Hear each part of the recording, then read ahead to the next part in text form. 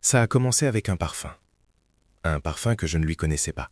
Pas son Chanel habituel, pas son Dior signature. Non, celui-ci était plus capiteux, piquant. Une odeur d'interdit qui s'est subtilement, insidieusement immiscée dans nos draps, dans l'air confiné de notre appartement parisien. Je me souviens encore de ce premier soir, un mardi pluvieux d'octobre. Elle rentrait tard, comme souvent ces derniers temps. Le monde de la finance, m'avait-elle expliqué avec son sourire désarmant, ne dormait jamais. Et elle, passionnée, ambitieuse, était en première ligne de cette bataille incessante pour le profit, pour la gloire. Elle était brillante, ma Sophie, une étoile montante dans ce firmament impitoyable des marchés. L'idée qu'elle puisse, je ne voulais même pas y penser. Mon esprit refusait de franchir ce seuil, de formuler l'indicible.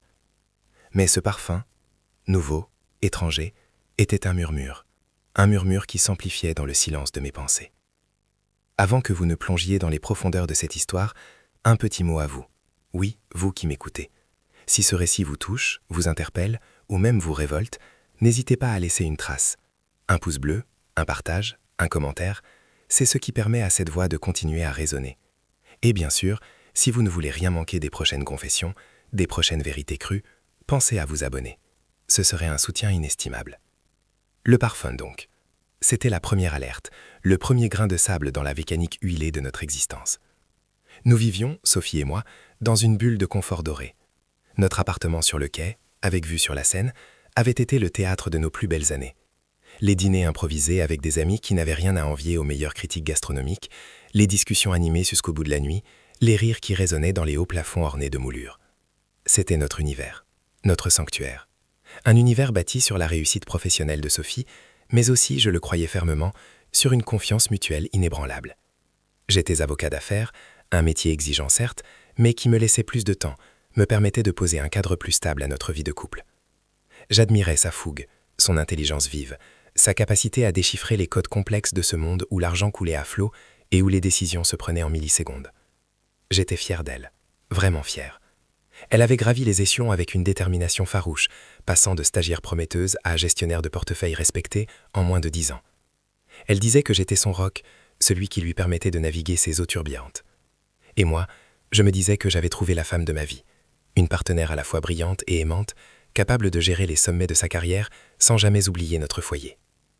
Mais les soirées tardives s'étaient multipliées.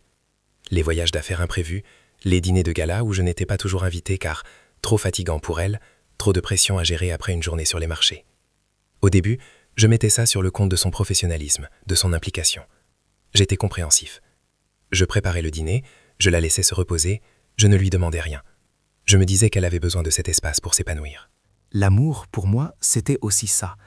Savoir lâcher prise, savoir soutenir l'autre dans ses ambitions, même si cela impliquait quelques sacrifices. Mais ce parfum, c'était différent. C'était une note discordante dans notre symphonie, un rappel constant que quelque chose avait changé, que notre bulle dorée commençait à se fissurer. Un soir, elle est rentrée encore plus tard que d'habitude. Le bruit de la clé dans la serrure a résonné dans le silence de notre appartement, comme un coup de gong dans la nuit. Je l'attendais dans le salon, un livre à la main, mais mes yeux étaient fixés sur la porte. Elle est entrée, le visage fatigué, mais avec une lueur inhabituelle dans les yeux, une sorte d'excitation mêlée de nervosité. Elle portait une robe noire, élégante, qui ne lui arrivait qu'à mi-cuisse. Je me suis levé pour l'accueillir, mes bras s'ouvrant naturellement pour l'étreindre. C'est là que je l'ai senti. Le parfum, encore plus fort cette fois, et quelque chose d'autre, une légère odeur de tabac froid. Sophie ne fumait pas, jamais. C'était une de ses règles, une autre de ses preuves de discipline. Un corps sain pour un esprit vif, aimait-elle répéter avec un clin d'œil. Cette odeur était aussi troublante que le parfum. « Tu es rentré tard, mon amour ?» ai-je murmuré, essayant de cacher la pointe d'inquiétude dans ma voix. Elle a posé sa mallette sur le sol et s'est approchée, m'embrassant rapidement sur la joue. « Désolée, chérie, une urgence. Les marchés ont été volatiles aujourd'hui. » Sa voix était un peu plus rauque que d'habitude. Je l'ai regardée, cherchant une explication. « Volatile ? Qu'est-ce qui s'est passé ?» Elle a souri, un sourire un peu forcé. « Rien de grave, une petite tempête, mais nous nous en sommes sortis. Les clients sont contents. » Elle a passé une main dans ses cheveux, un geste nerveux que je commençais à reconnaître. « Alors que je lui retirais son manteau, mes doigts ont effleuré le revers de sa veste, et j'ai senti quelque chose de collant. Je l'ai regardée. Qu'est-ce que c'est? Elle a jeté un coup d'œil rapide. Ah, ça, un peu de vin. J'ai renversé un verre chez un client. Sa réponse était trop rapide, trop évasive. Mon instinct me hurlait que ce n'était pas la vérité. La vérité, c'était que cette odeur de tabac froid, ce parfum capiteux, ce vernis nerveux sur sa peau, tout cela sentait la tromperie. L'idée a frappé mon esprit comme une décharge électrique. J'ai reculé légèrement, mon cœur battant la chamade. « Tu n'as pas bu de vin aujourd'hui, Sophie », ai-je dit, ma voix redevenant glaciale. Elle m'a regardée, surprise, puis son regard s'est fermé. Le masque est tombé, laissant apparaître une gêne évidente. « Oh, c'est une longue histoire. Je crois que j'ai le temps, » ai-je rétorqué, mon ton devenant de plus en plus distant. Elle s'est assise lourdement sur le canapé, détournant le regard. La tension dans la pièce était palpable, lourde, suffocante. Je me tenais debout, me sentant soudain étranger dans mon propre salon, dans ma propre vie. J'étais à une soirée, a-t-elle commencé, sa voix basse. Une soirée? Sophie, mes soirées étaient souvent les miennes, je ne la voyais que rarement dans ce genre de contexte. Une soirée professionnelle, avec des investisseurs potentiels. Et cette odeur de tabac, tu as commencé à fumer sans de le dire. Elle a secoué la tête. Non, c'est quelqu'un d'autre. Il y avait beaucoup de monde. Et le parfum, c'était un échantillon que j'ai reçu. Ses explications étaient décousues, illogiques. Chaque mot qu'elle prononçait ajoutait une couche de suspicion, renforçait le sentiment grandissant de trahison. Qui était ce quelqu'un d'autre qui sentait le tabac froid et qui t'a fait sentir ce parfum? J'essayais de garder mon calme, mais une colère sourde commençait à gronder en moi. Cette excitation fiévreuse dans ses yeux, cette nervosité, tout se mélangeait dans un cocktail explosif dans mon esprit. J'ai ressenti une vague de froid me parcourir l'échine. La confiance que j'avais placée en elle, la foi en notre couple, s'effritait à chaque instant. Et cette nouvelle connaissance, elle t'a donné des informations, des conseils pour les marchés? La question est sortie de ma bouche avant même que je n'ai pu la contrôler. Elle avait ce regard fuyant que j'avais appris à connaître lorsqu'elle essayait de masquer quelque chose. Elle a levé les yeux vers moi, son regard plein de panique. Comment peux-tu dire ça? Parce que tu es différente, Sophie. Tes horaires, ton comportement, et ce parfum, cette odeur, ce n'est pas toi, ce n'est plus notre vie. J'ai fait un pas vers elle, ma voix tremblant légèrement. Qu'est-ce qui se passe réellement? Elle a gardé le silence, son visage pâle sous la lumière tamisée du salon. Les secondes s'étiraient, lourdes de non-dits. Je pouvais sentir la vérité poindre, une vérité laide et brutale se frayant un chemin à travers le déni. L'idée que Sophie, ma Sophie, puisse utiliser nos moments intimes, nos conversations privées, pour obtenir des informations, des tuyaux pour ses trades, m'a glacé le sang. Non pas qu'elle me mentait sur des détails, mais qu'elle trahissait notre intimité pour gagner de l'argent. C'était une trahison d'un ordre différent, plus profond, plus dévastateur. J'ai rencontré quelqu'un, a-t-elle enfin murmuré, sa voix à peine audible. Quelqu'un qui a des informations. Mon cœur s'est serré. La décharge électrique s'est transformée en une douleur lancinante. Des informations? Quel genre d'informations? Elle a hésité, le regard rivé sur ses mains qu'elle entrelaçait nerveusement. Des informations privilégiées, des anticipations sur les mouvements du marché. C'est très lucratif. Lucratif. Et tu utilises ce que je te dis? Nos conversations? Nos projets? Ma voix était à murmure, étranglée par l'émotion. L'image de Sophie, me racontant ses journées, ses doutes, ses joies, ses peines, et elle, enregistrant tout, analysant tout pour en tirer un profit, m'a donné la nausée. Elle avait échangé notre intimité, notre confiance, contre des gains financiers. Elle avait transformé nos confidences en une monnaie d'échange. Ses yeux se sont remplis de larmes. Non, pas toi directement, jamais ce que tu me disais sur nous, mais quand tu parlais de tes clients, de tes dossiers, certains détails pouvaient être interprétés, des tendances générales, des secteurs d'actualité en devenir. Je ne te mentais pas sur ces choses. Je les utilisais différemment. Je ne la croyais pas, ou plutôt, je voulais ne pas la croire. L'idée qu'elle puisse me manipuler ainsi, subtilement, pendant des mois, des années peut-être, était insupportable. Tu me disais que tu travaillais tard pour être avec lui? Le nom du soi-disant contact me brûlait les lèvres, mais je ne pouvais pas encore le prononcer. Elle a hoché la tête, les larmes coulant maintenant sur ses joues. Oui, parfois, c'était plus facile. Plus facile? Plus facile que de me regarder dans les yeux et de me dire la vérité? La colère montait en moi, dévorant la douleur. Alors, ce parfum, cette odeur de tabac, c'était lui? Ton contact? Elle a murmuré un faible oui, sa voix noyée dans un sanglot. Et là, la dernière digue de ma raison a cédé. Je ne pouvais plus me contenir. J'ai fait un pas de plus, mes poings serrés. Qui est-il, Sophie? Dis-moi son nom, dis-moi qui a pris ma place. Elle a levé les yeux vers moi, son visage marqué par la honte et le désespoir. C'est Bernard Dubois. Bernard Dubois. Le nom m'était familier. Un homme d'affaires influent, toujours dans l'ombre, connu pour ses relations sulfureuses et son flair exceptionnel pour les coups boursiers. J'avais entendu parler de lui, des rumeurs, des affaires louches, des gains mirobolants. L'homme qui avait, disait-on, bâti sa fortune sur des informations obtenues dans les antichambres du pouvoir. Et Sophie, ma Sophie, qui avait toujours été si fière de son intégrité, si obsédée par la légalité de ses propres démarches, s'était retrouvée dans les bras de cet homme. Elle avait échangé nos secrets, notre vie, notre amour, contre des conseils de jeu. Elle avait transformé notre intimité en un marché noir d'informations. Et moi, j'étais là, dans notre appartement, le témoin silencieux de ma propre destruction. La porte de la chambre s'ouvrit sur une silhouette. C'était elle. Non, pas Sophie, mais une autre, une inconnue. Elle portait une robe de soie rouge, le col plongeant dévoilant une peau nacrée. Ses cheveux étaient coiffés en un chignon sophistiqué, et ses yeux de gemme fixaient avec une intensité déconcertante. Elle tenait un verre de champagne à la main, et un sourire énigmatique étirait ses lèvres écarlates. Mon cœur s'est arrêté. Ce n'était pas une inconnue. C'était elle, Sophie, mais une Sophie que je n'avais jamais vue. La lumière changeait tout. La fatigue, la nervosité, la culpabilité avaient disparu.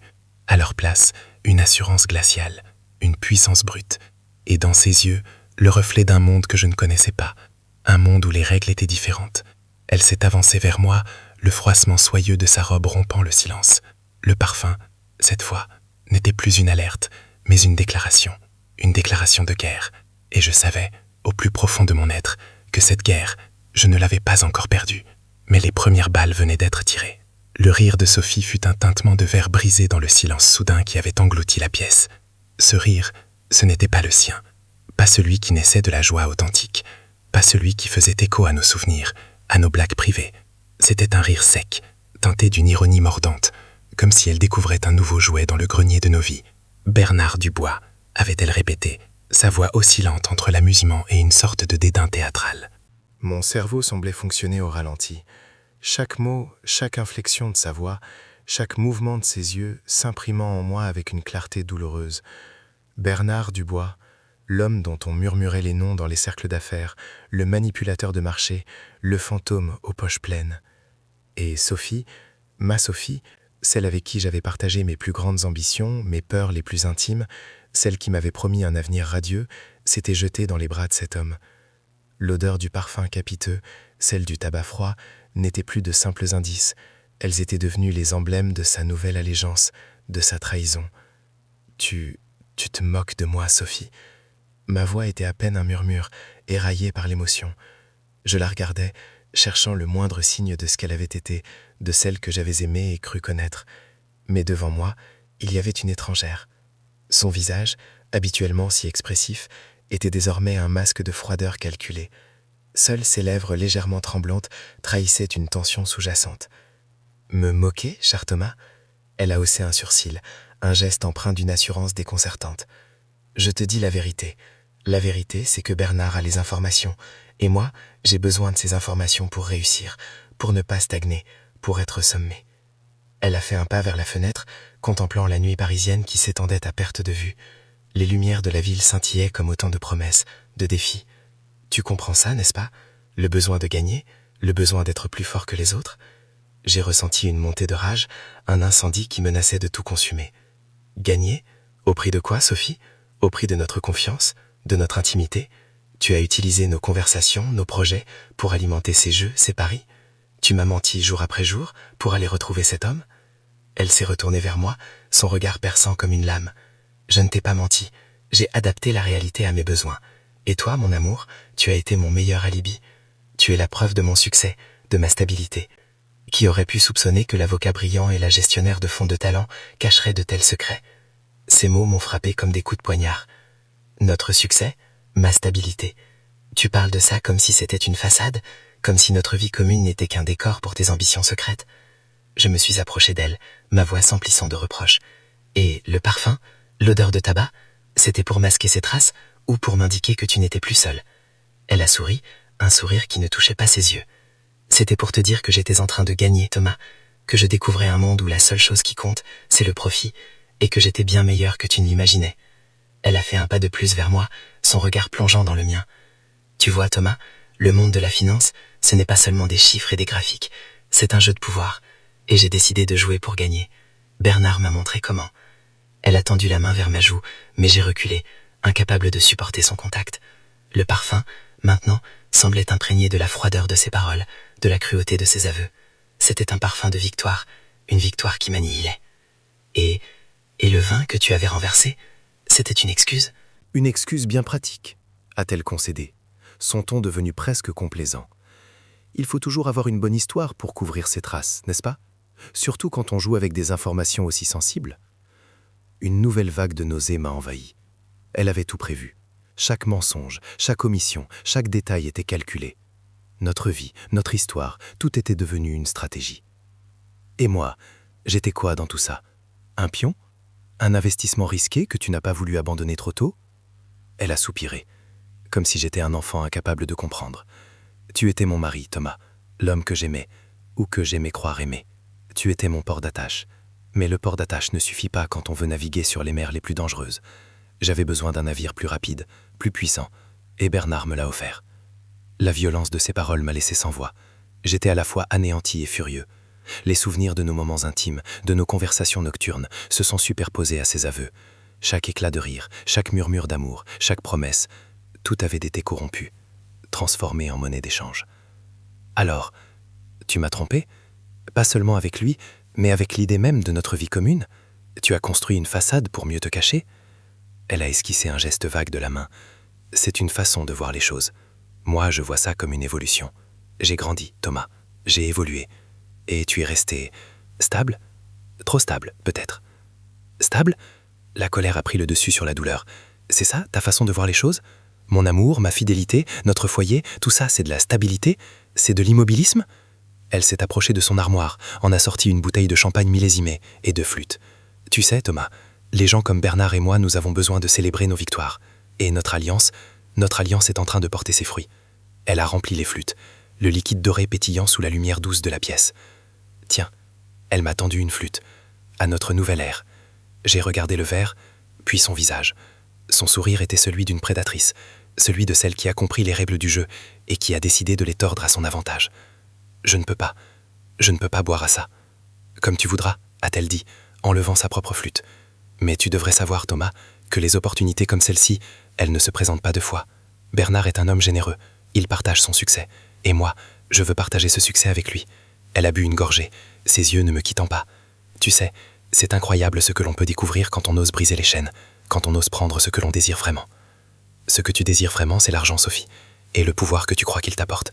Tu as sacrifié notre amour sur l'autel de tes ambitions, et tu oses encore me parler de gloire, de succès. Ma voix était devenue un grondement sourd. Elle a posé sa flûte sur une table basse. L'amour est un concept éphémère, Thomas. L'argent, lui, est tangible. Et le pouvoir, c'est ce qui change le monde, ce qui me donne la main. Elle s'est approchée de moi, et pour la première fois, j'ai vu dans ses yeux quelque chose qui ressemblait à de la pitié, mais une pitié teintée de supériorité. Tu as été un mari formidable, Thomas. Un pilier. Mais tu n'étais pas fait pour ce monde-là, pas pour les vrais enjeux.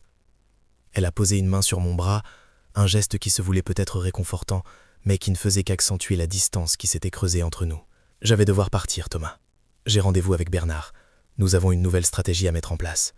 Elle s'est éloignée, a pris sa mallette et son manteau. Chaque geste était précis, calculé. Elle n'avait plus rien à faire ici, plus rien à me dire. J'étais devenu un vestige de son passé, un élément encombrant qu'il fallait écarter pour pouvoir avancer. « Attends !» ai-je dit, ma voix se brisant. « Avant de partir, dis-moi une seule chose que je puisse croire. As-tu déjà aimé Bernard? Ou est-ce juste une transaction ?» Elle s'est arrêtée sur le pas de la porte, sa main sur la poignée. Elle a tourné la tête, son regard rencontrant le mien. Un long silence s'est étiré, un silence lourd de sens. Puis elle a souri, un sourire énigmatique, presque cruel. Qui sait, Thomas, dans le monde où je vis désormais, l'amour peut prendre bien des formes, et les transactions peuvent parfois devenir très personnelles. Elle a ouvert la porte et est sortie, me laissant seul dans le silence assourdissant de notre appartement. La flûte de champagne posée sur la table basse brillait sous la lumière, un témoin muet de la chute. J'ai senti une vague de nausée me submerger. La douleur était profonde, viscérale. Je m'étais fait voler, pas seulement mon cœur, mais mon passé, mes souvenirs, mon identité. J'étais un homme dont la vie avait été redéfinie par les secrets d'une femme que j'avais cru connaître, une femme qui avait transformé notre intimité en un marché noir d'informations.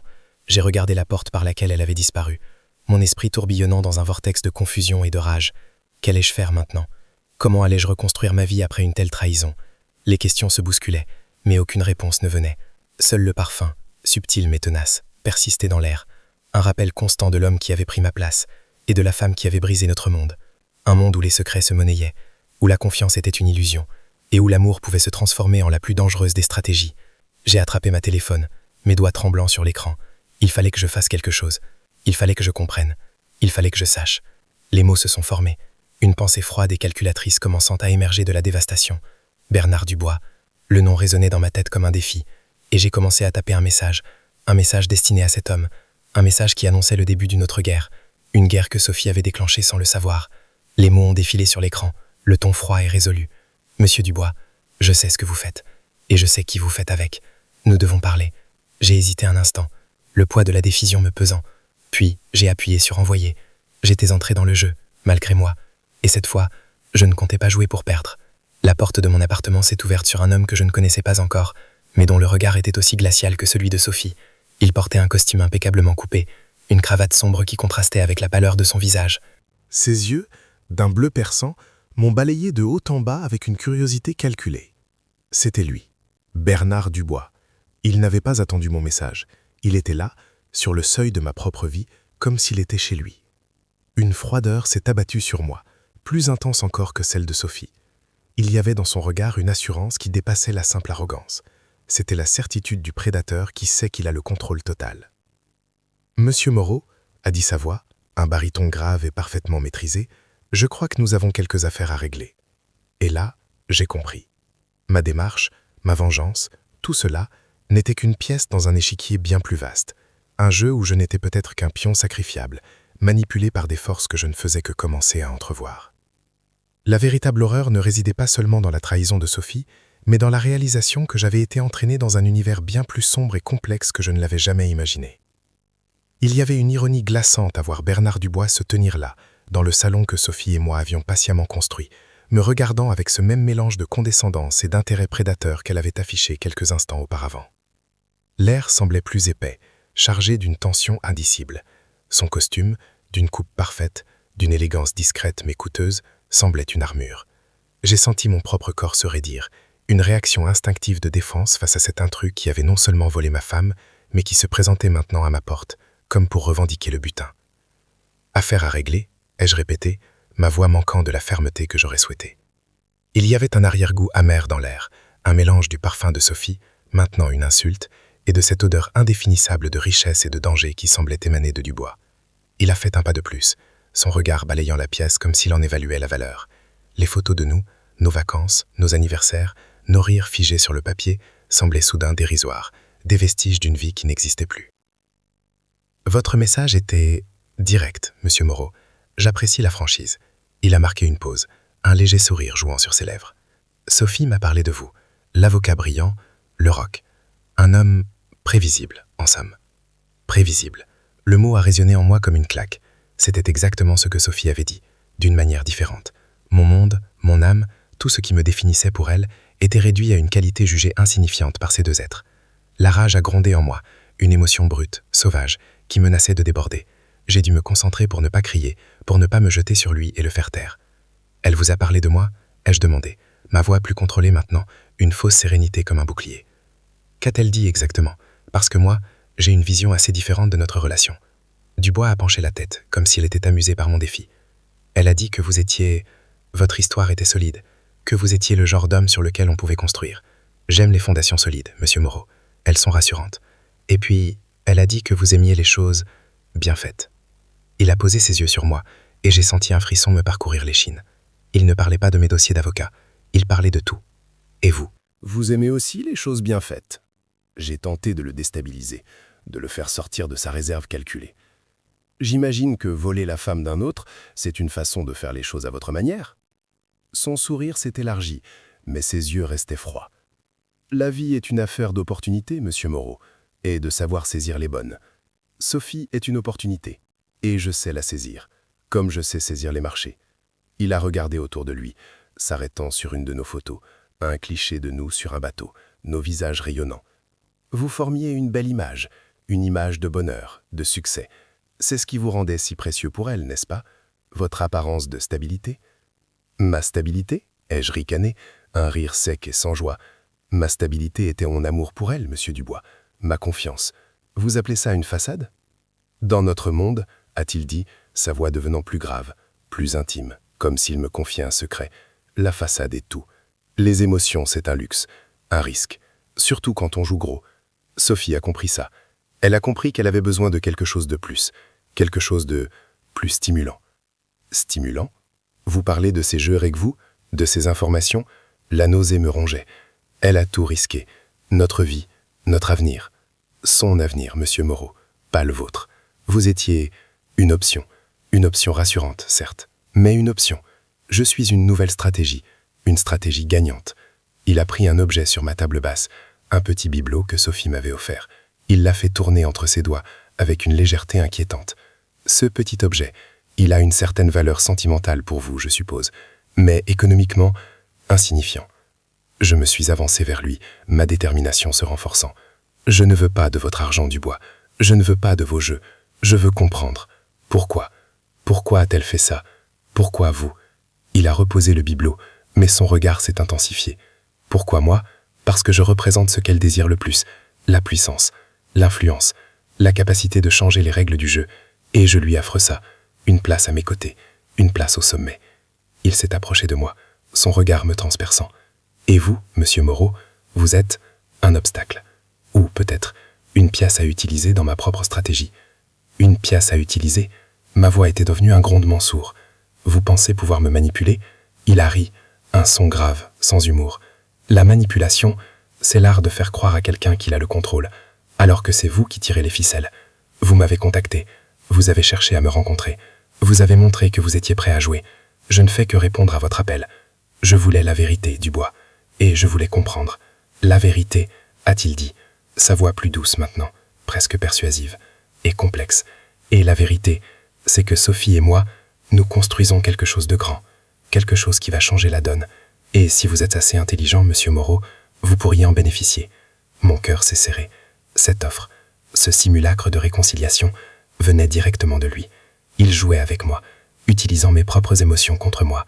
Bénéficier, en devenant votre pantin, en vous aidant à détruire ce que j'ai construit avec Sophie, il a haussé les épaules. Ce que vous avez construit, c'est déjà détruit, monsieur Moreau. Elle a fait son choix. Et vous, vous devez faire le vôtre. Soit vous restez là, à vous morfondre sur un amour perdu, soit vous comprenez que le monde a changé, et que vous aussi, vous pouvez changer. J'ai regardé Dubois, son visage impassible, ses yeux brillants d'une intelligence froide.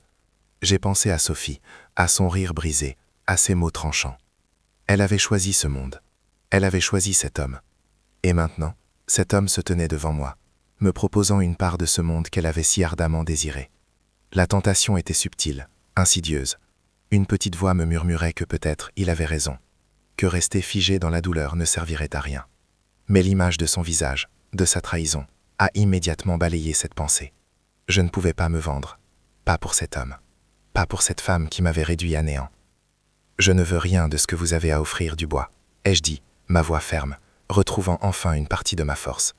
Je veux juste comprendre pourquoi, pas pour moi, mais pour elle, pour la femme que j'ai aimée. Dubois a souri, un sourire qui ne le quittait jamais. Ah, l'amour, toujours l'amour, c'est votre faiblesse, monsieur Moreau. Et c'est là que Sophie a commis son erreur. Elle a confondu l'affection avec le pouvoir. Elle voulait le pouvoir, et je lui donne le pouvoir. Il s'est approché de la porte, l'air prêt à partir. Je vous laisse réfléchir. Vous avez une intelligence certaine. Vous comprendrez que refuser mon offre, c'est vous condamner à l'oubli. Et personne n'aime être oublié. Il a ouvert la porte, et avant de franchir le seuil, il s'est retourné. Et ne croyez pas que cette conversation était une simple formalité. C'était une évaluation. Vous avez le potentiel, mais votre colère vous aveugle.